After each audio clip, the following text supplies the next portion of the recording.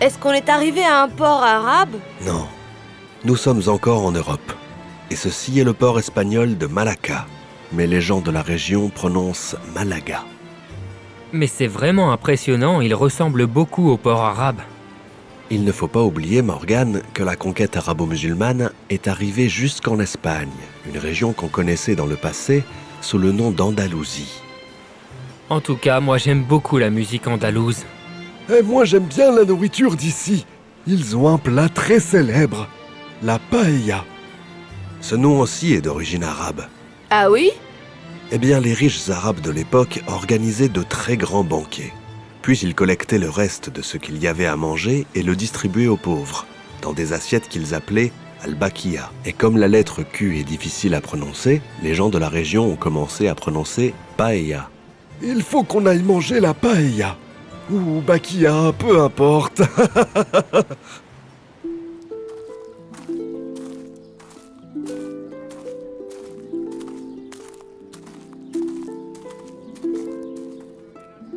Est-ce qu'ils savent quelque chose sur tes parents? Ou aucune nouvelle, Ziad? Malheureusement, rien de nouveau. On les retrouvera si Dieu le veut. Puisque nous sommes en Espagne, je vais te montrer quelque chose d'extraordinaire que tu n'as jamais vu. Allons-y.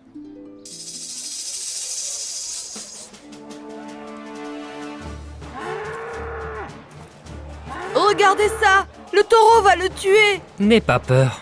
C'est un très bon lutteur. Il sait comment arrêter la basculade du taureau vers lui. Même s'il est très doué, il est quand même exposé au danger.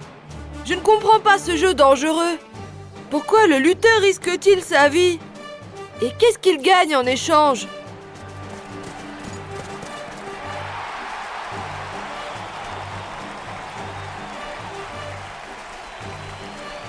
Voilà ce qu'il gagne en échange, Ziad. Les applaudissements et l'admiration.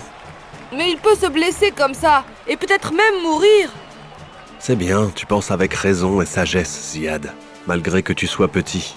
Mais la plupart des gens ne s'occupent que d'être fiers d'eux-mêmes et de s'exposer devant les autres.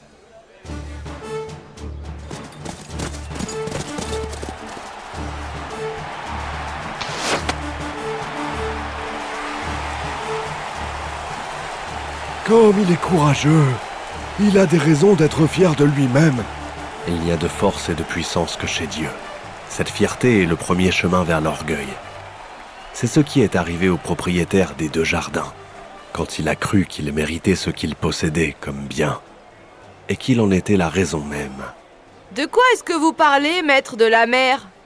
De l'histoire du propriétaire des 2 jardins mentionné dans le noble Coran. Est-ce qu'il combattait les taureaux, lui aussi? Non, il combattait ce qui était encore plus dangereux, son âme qui lui ordonnait le mal. Et qui a eu la victoire? Très bien. Venez, quittons cette arène et je vais vous raconter toute l'histoire. Notre histoire commence par la mort d'un homme vertueux, laissant une grande fortune à ses fils. Toutes mes condoléances pour la mort de ton père. Il était un homme vertueux. Il me faisait don d'un salaire mensuel, car je ne travaillais pas. Qu'il repose en paix. Il ne m'a jamais dit ça. Attendez, monsieur. Nous ne voulons pas rompre le bien que notre père a commencé.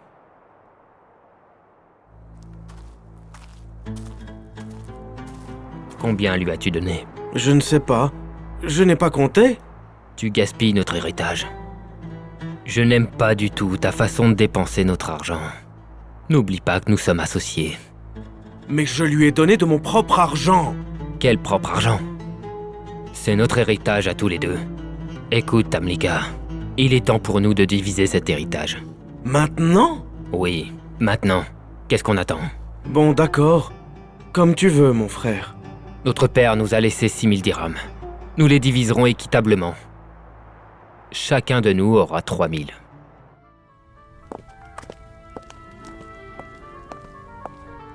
Comment allez-vous, monsieur Cartouche?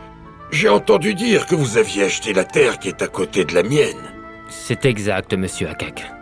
Je suis simplement venu pour rencontrer le bon voisin. Et lui demander d'accepter ce modeste cadeau. Ces ustensiles en or sont magnifiques. Ils doivent valoir une vraie fortune. Croyez-moi, leur valeur augmentera si vos mains les touchent. Vos paroles sont touchantes, en effet. Mais je dois dire que je suis confus. Ne m'en voulez pas. Mais personne ne présente des cadeaux de cette valeur s'il n'a rien à demander en retour. Je demande juste votre satisfaction, monsieur.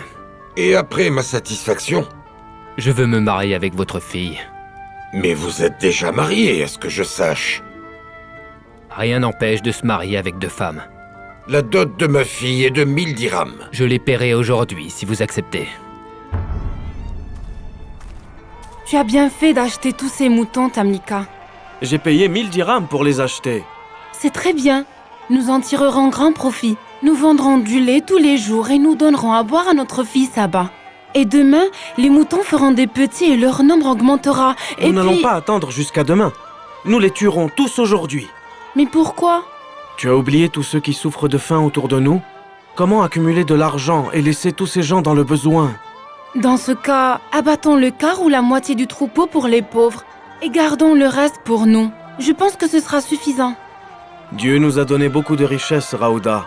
Et rien au monde ne me fait plus plaisir que de partager ça pour satisfaire Dieu. Je t'admire pour ces grandes valeurs. Mais laisse-nous au moins 10 moutons, s'il te plaît. N'oublie pas que nous avons une fille. Je laisserai pour elle un seul mouton, c'est suffisant. Viens, Raouda. Les gens ont faim, ils ne peuvent pas attendre.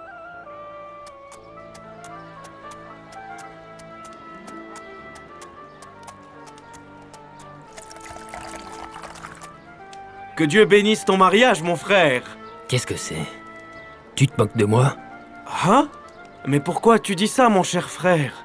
Pourquoi portes-tu ces vieux vêtements abîmés devant mes invités? Ce sont les meilleurs que je possède. C'est l'habit de notre père, tu ne t'en souviens pas? Et en plus, tu viens jusqu'ici à Dodan? Tu n'as pas une calèche tirée par des chevaux? Qu'est-ce que j'en ferais? Elle ne me servirait à rien dans les montagnes où je vis. Et personne ne peut avancer au milieu des rochers, à part mon ami ici. Tu considères cet âne comme ton ami? Et tu as l'intention de le laisser s'asseoir entre les gens? Cartouche, tu ne nous présentes pas ton invité? En fait, c'est un ancien ami. Dis-moi pourquoi tu achètes des vêtements à 1000 dirhams, Tamlika? Ce que t'a dit ton frère t'a dérangé à ce point? Et ils ne sont pas pour nous. Venez, madame.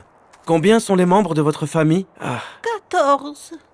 Tiens, Saba, porte ça pour cette dame. Que Dieu te bénisse, mon fils. Et vous aussi, madame. J'ai compris. Comme il est bon ton cœur, mon cher Tamlika. Grâce à Dieu, tu ne m'as pas contredit cette fois-ci. Je te contredis des fois parce que je me fais du souci. Raouda, si l'argent pouvait acheter l'au-delà, alors il serait stupide d'acheter la vie d'ici-bas avec.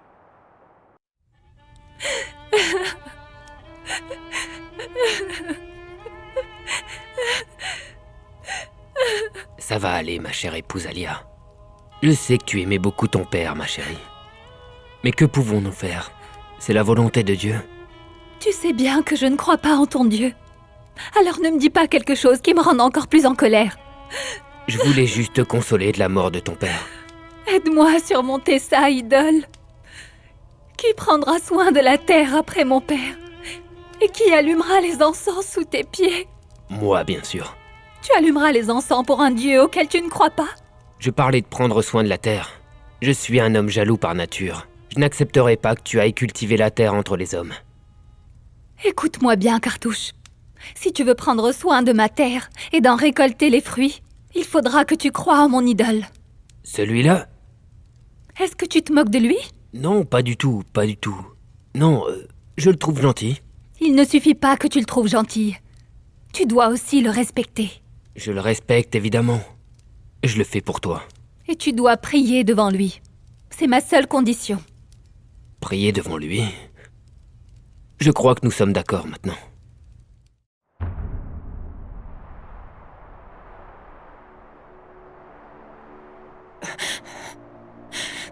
Tamlika, je ne trouve pas ton argent.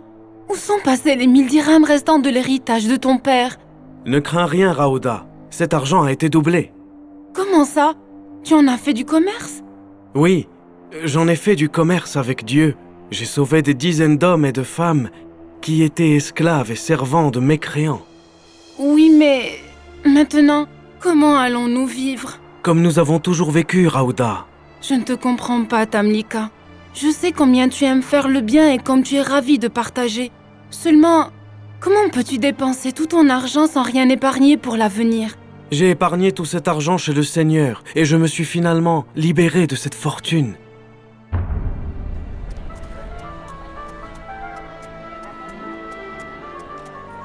Ilala, qu'est-ce que tu fais ici? Eh bien, comme tu le vois, je vends des dattes et je mange ce que je récolte de mon travail.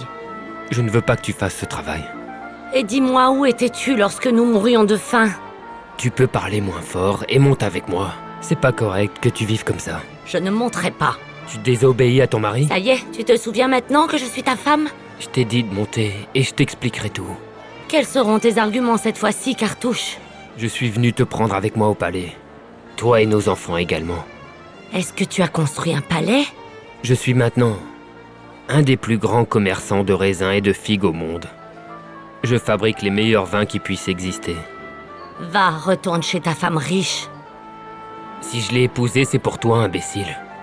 Oui, c'est ça pour moi. Oui, tes enfants hériteront de son argent. Car aujourd'hui, il est devenu entièrement à moi. À moi tout seul. Est-ce que tu comprends?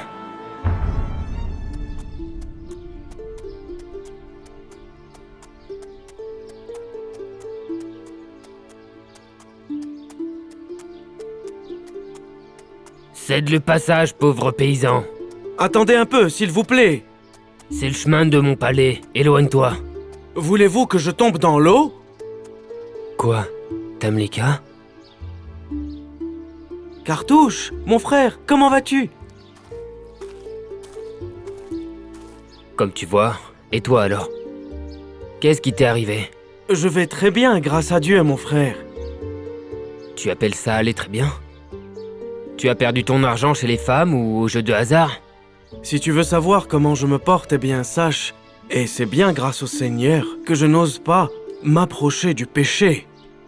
Et est-ce que ce n'est pas un péché d'être aussi misérable? Quelle misère! Je ne souffre de rien. Regarde ton visage pâle et tes vêtements déchirés. Passe me voir à mon palais. Je te ferai à manger et habiller. En tous les cas, merci, mon frère. Et amène tes enfants aussi. Combien d'enfants as-tu maintenant? Je n'ai que Saba. C'est tout? Moi, contrairement à toi, j'ai 7 garçons. Et je veux encore en avoir davantage. Pour qu'ils s'occupent de la terre après moi. Que Dieu bénisse tes enfants et ta terre. La terre ne meurt pas, et rien ne peut lui arriver. Ce qui compte, c'est avoir beaucoup d'enfants. Pour qu'ils cultivent cette terre. N'oublie pas de venir me voir, mais ne dis pas aux servants que tu es mon frère. Tu connais mon statut en tant que grand commerçant et agriculteur, hein?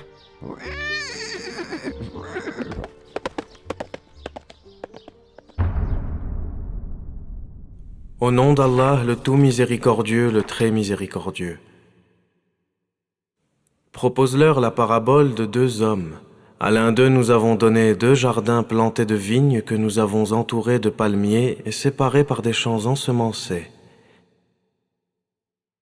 Les 2 jardins produisaient de bonnes récoltes sans la moindre défaillance. D'autant plus que nous avions fait surgir un ruisseau entre eux.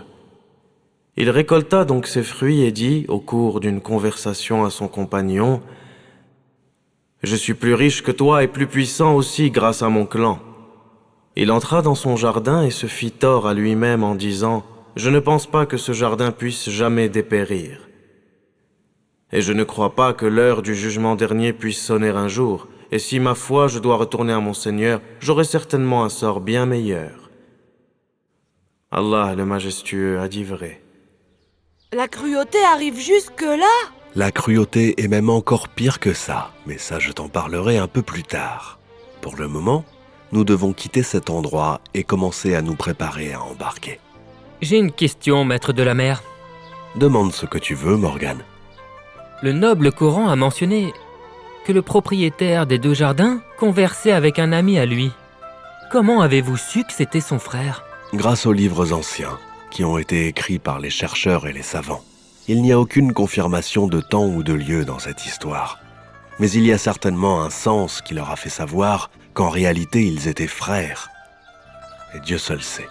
Le soleil s'est complètement couché. Alors nous continuerons cette histoire demain, si Dieu le veut.